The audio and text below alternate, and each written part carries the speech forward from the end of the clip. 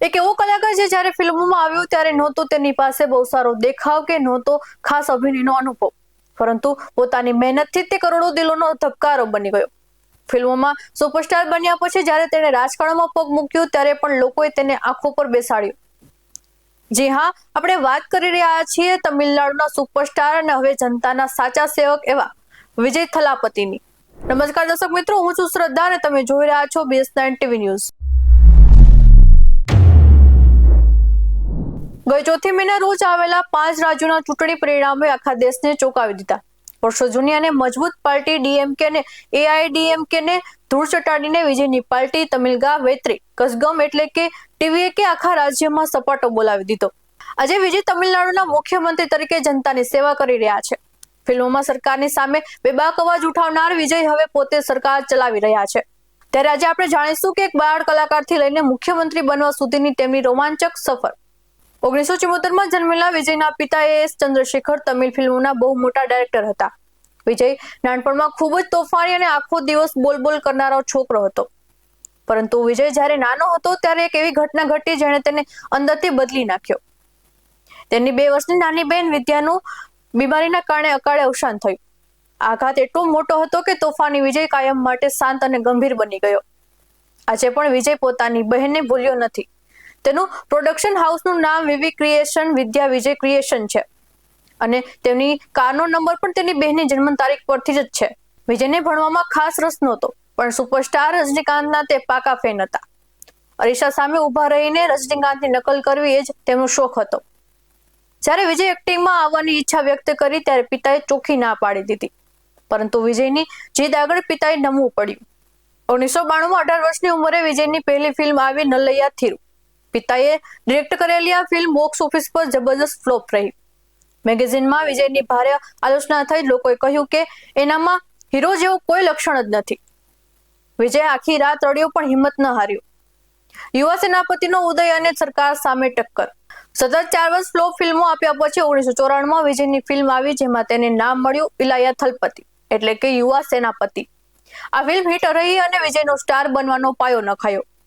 2004માં આવેલી ગિલ્લી ફિલ્મે તે કમાણીના તમામ રેકોર્ડ તોડી નાખ્યા અને તે 50 કરોડ કમાનારી પહેલી તમિલ ફિલ્મ બની. ધીમે ધીમે વિજયની ફિલ્મોનો દોર બદલાયો. તે પોતાની ફિલ્મોમાં ભ્રષ્ટાચાર અને સરકારની નીતિઓ પર ખુલ્લેઆમ પ્રહારો કરવા લાગ્યો.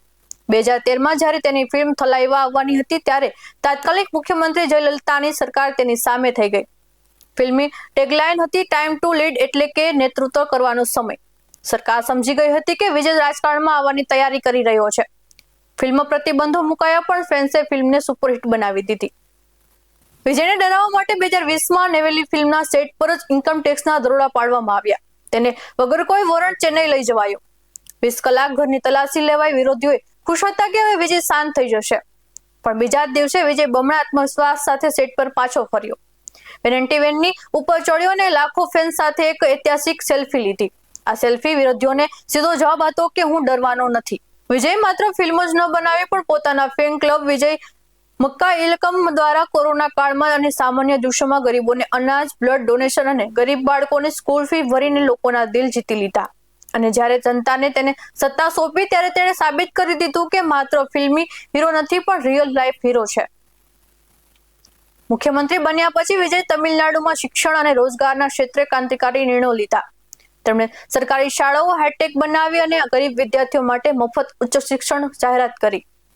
તમિલનાડુના યુવાનોને સ્થાનિક સ્તરે જ રોજગારી મળે તે માટે તેઓ નવી ઉદ્યોગ નીતિઓ લાવ્યા. વહીવટીમાં ભ્રષ્ટાચાર નાબૂદ કરવા માટે તેમણે ડિજિટલ સિસ્ટમ દાખલ કરી જેથી સામાન્ય માણસના કામ સરકારી કચેરીઓમાં અટક્યા વિના થાય. ફિલ્મોની જેમ જ CM ખુરશી પર બેસીને પણ તેઓ જનતાના હિત માટે બેબાક નિર્ણયો લઈ રહ્યા છે.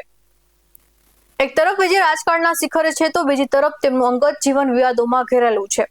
1999માં વિજય તેની એક જ પાકી ફેન સંગીતા સોનલિગમ સાથે લગ્ન કર્યા હતા, જેમાંથી તેમને 2 બાળકો છે. પરંતુ 27 વર્ષના લગ્ન જીવનમાં હવે ભંગાણ પડ્યું છે.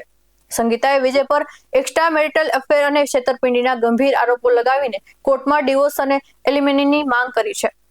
ચર્ચા એવી પણ છે કે અભિનેત્રી ત્રિશા સાથેના સંબંધોના કારણે વિજયનું પારિવારિક જીવન મુશ્કેલીમાં મુકાયું છે. વિજયે આરોપો પર મૌન સાધ્યું છે. અંગત જીવનના ઉતાર ચઢાવ અને રાજકારણના કાવાદાવા વચ્ચે પણ વિજય આજે તમિલનાડુની જનતા માટે આશાનું કિરણ બન્યા છે. એક સમયે જેણે ઓડિયો લોન્ચમાં કહ્યું હતું કે જો હું મુખ્યમંત્રી બનીશ તો અભિનય નહીં કરું, સાચું કામ કરીશ. આજે તે જ વિજય અથલપતિ મુખ્યમંત્રી તરીકે જનતાના દિલ જીતી રહ્યા છે. જોવાનું એ રહેશે કે ફિલ્મોના બીસ્ટ રાજકારણના મેદાનમાં જનતાની અપેક્ષાઓ પર કેટલું ખરો ઉતરે છે. આવા જ ઉદ્યોગ સાથે મળતા રહીશું. તમે અમારી યુટ્યુબ ચેનલને સબસ્ક્રાઇબ કરવાનું, અમને ઇન્સ્ટા અને ફેસબુક પર ફોલો કરવાનું ભૂલશો નહીં.